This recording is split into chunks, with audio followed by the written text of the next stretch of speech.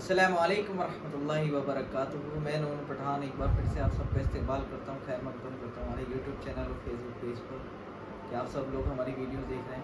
جیسے کہ آپ سب جانتے ہیں کہ ہم اسلامک سوال جواب ہوتے ہیں کچھ، جیسے کہ کسی کا کوئی مسئلے ہیں تو معلوم کرتے ہیں لوگ کمنٹ کر کے۔ تو آج بھی کچھ سوال ہیں، کچھ مسئلے ہیں لوگوں کے، لیکن اس کو معلوم کرنے سے پہلے مفتی صاحب کا ہم استقبال کرتے ہیں، خیر مقدم کرتے ہیں۔ مفتی صاحب آج بھی کچھ سوال ہیں لوگوں کے، جس میں سے پہلا سوال یہ ہے، ننگے سر نماز پڑھنے سے کیا نماز ہو جائے گی؟ جیسے کسی کے پاس ٹوپی نہیں ہے تو بنا ٹوپی کی نماز پڑھ۔ بسم اللہ الرحمن الرحیم۔ ننگے سر نماز پڑھنے سے نماز ہوئی یا نہیں ہوگی؟ تو معلوم ہونا چاہیے کہ مردوں کے لیے سر چھپانا، سر کا ڈھکنا اگرچہ لازم اور ضروری نہیں ہے، لیکن ادب کے خلاف ہے، اس کی بنا پر مکروہ ہے، نماز ہو جائے گی۔ یہ ادب کے خلاف ہے، ننگے سر ہونا اچھا نہیں ہے، تو سر ڈھک کر کے نماز پڑھے بہتر ہے۔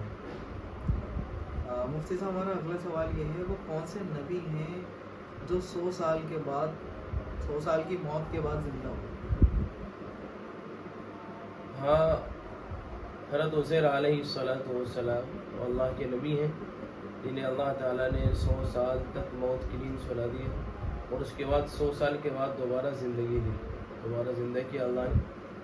تو حضرت عزیر علیہ السلام کے بارے میں آتا ہے کہ 100 سال کے بعد دوبارہ زندہ ہوتا ہے۔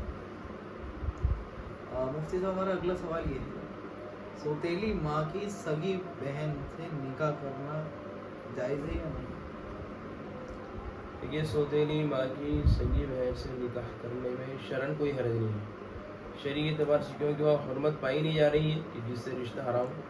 سگی ماں کی اپنی ماں کی سگی بہن سے تو نکاح حرام کی خلا ہوگی، لیکن سوتیلی ماں سے کوئی خون کا رشتہ نہیں ہے، اس لیے حرمت نہیں ہے، تو اس کی بہن سے نکاح جائز ہے۔ اگر وہ نکاح کے قابل ہے تو نکاح کر سکتے ہیں، جائز ہے، کوئی روک ٹوک نہیں۔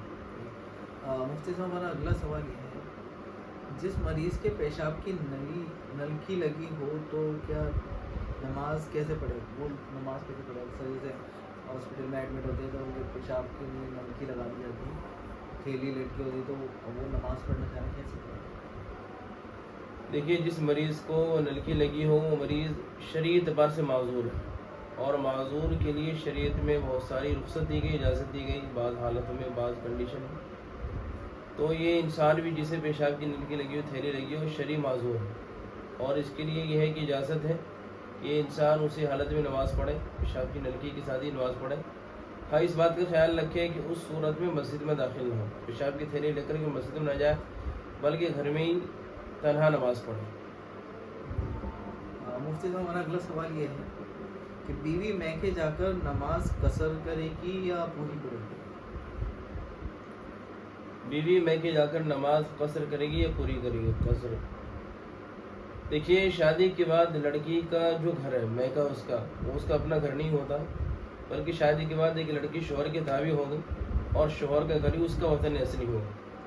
اب اگر اس لحاظ سے اگر وہ لڑکی اپنے میکے میں آتی ہے، اگر 15 دن سے کم ٹھہرنے کی نیت ہے، اگر 15 دن سے کم ٹھہرنے کی نیت ہے تو پھر وہاں پر وہ 4 رکعت والی نماز وہی پڑھے گی، قصر کرے گی، وہ مسافر ہے۔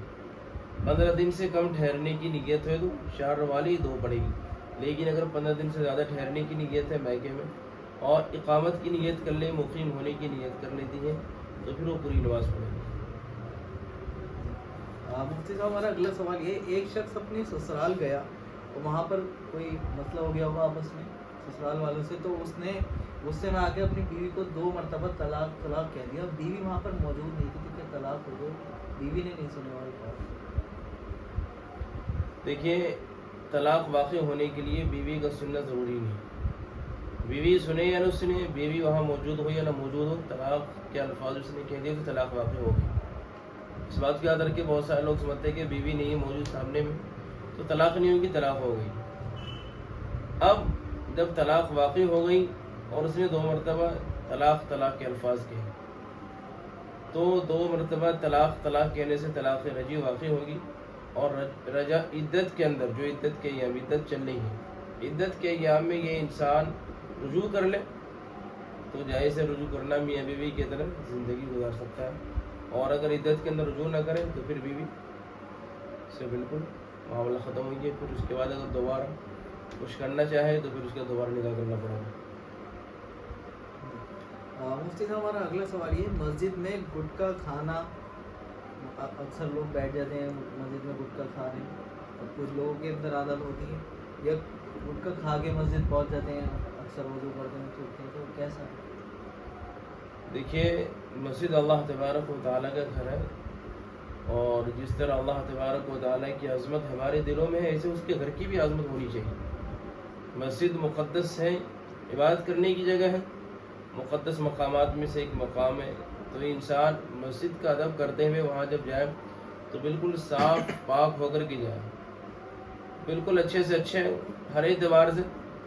اس کی وجہ یہ ہے کہ انسان جب گٹکا کھا کے مسجد میں آئے گا، جب وہاں بیٹھے گٹکا کھائے گا تو اس سے فرشتوں کو تکلیف ہوتی ہے اور نماز پڑھنے والوں کو تکلیف ہوتی ہے. گٹکے کے اندر سے بدبو آتی ہے، بدبو ہی ایک طرح. تو اس سے معلوم ہوا کہ ہر بدبو والی چیز، چاہے گٹکا یا کوئی اور چیز ہو، وہ کھا کر کے جانا مکروہ ہے، اور وہاں بیٹھ کے کھانا بھی نہیں چاہیے. وہ مسجد کے ادب کے خلاف ہے. اس کی حرمت کو پامال کرنے والا وہ انسان ہے. اس کے دل میں خدا کا خوف ہونا چاہیے. ایسا نہ ہو کہ بالکل ڈٹائی کا معاملہ کرے ایک اللہ کے گھر میں رہ کر کے اور اس کی عظمت اور اس کے احترام کو پامال کرے. ایسا نہیں ہونا چاہیے. تو یہ عمل مکروہ عمل ہے، اس سے انسان بچے. مفتی صاحب ہمارا اگلا سوال یہ ہے، جس برتن میں کتے نے منہ ڈال دیا ہو تو اس کو پاک کیسے کریں؟ دیکھیے جس برتن میں کتے نے منہ ڈال دیا ہو اس کو پاک کرنے کا طریقہ یہ کہ 3 مرتبہ اچھے طریقے سے دھو لیں، صحیح سے دھو لیں بڑھیا سے، تو برتن پاک ہو جائے گا. مفتی صاحب ہمارا اگلا سوال یہ ہے، کیا گالی بکنے سے وضو ٹوٹ جائے گا؟ دیکھیے گالی بکنا گناہ ہے، گناہ کبیرہ ہے، اچھا عمل نہیں ہے، لیکن اس سے وضو نہیں ٹوٹتا. گالی بکنے سے وضو نہیں ٹوٹتا ہے، لیکن وضو کر لینا بہتر اولا ہے، وضو کر لینا چاہیے. مفتی صاحب ہمارا اگلا سوال یہ ہے، مرچوں کے ذریعے نظر اتارنا کیسا ہے؟ اکثر لوگ مرچیں لیتے ہیں اور ساتھ مطلب اتاری اور نظر اتارتے ہیں. دیکھیے قرآنی آیات کے ذریعے اور مسنون دعاؤں کے ذریعے اسے پڑھ کر کے اور بطور علاج مرچوں کا کوئی جلائے تو جلانا درست ہے، جائز ہے، اور اکابرین سے ثابت ہے، ہمارے بزرگوں سے یہ طریقہ ثابت ہے. تو ناجائز نہیں ہے، جائز ہے، اس طرح عمل کر سکتے ہیں. تو آج کے جو سوال تھے وہ مکمل ہوئے. آپ لوگ نئے سوال کمنٹ کریں، جو بھی آپ کے مسئلے ہو انشاءاللہ اگلی ویڈیو میں مفتی صاحب سے معلومات کریں گے، اور ہر بار کی طرح مفتی صاحب وضاحت فرمائیں گے ہماری. ملتے ہیں انشاءاللہ اگلی ویڈیو میں. تب تک کے لیے آپ اپنا خیال رکھیں، نمازوں کی پابندی کریں، اس ویڈیو کو زیادہ سے زیادہ شیئر کریں. دین کی بات پھیلانا صدقہ جاریہ ہے. السلام علیکم.